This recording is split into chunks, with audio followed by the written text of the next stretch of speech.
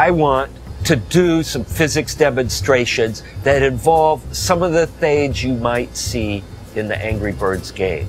And of course, I've got my Angry Bird here, but we need a pig.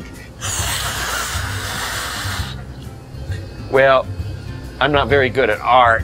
It's a good thing I decided to be a scientist and an engineer instead of an artist, because I'd probably be starving by now.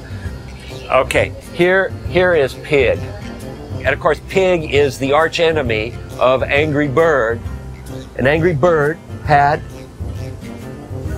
some eggs. And pig stole the eggs. And don't ask me how I got the eggs on Space Station. I've got a bungee spread across the hatchway. And this bungee is kind of like a slingshot. And I'm going to show the trajectory that Redbird is going to have when I fire him with this orbital slingshot. Launching Redbird into space. Well, hey, we're already into space. Whoa, look at that. Whoa, all the way down. That's an example of a trajectory. It's a straight line from our perspective here.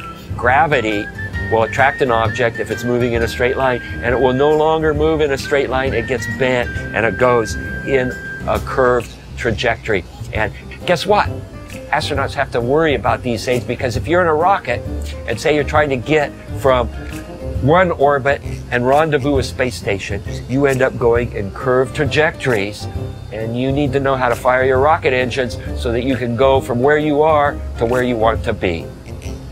And if you understand the math, if you understand the physics, it will allow you to go out and get a neat job. A job sort of like mine. And we got to see all of this in a weightless environment, which is what the Angry Bird space game is going to be like, with gravity fields from planetary bodies.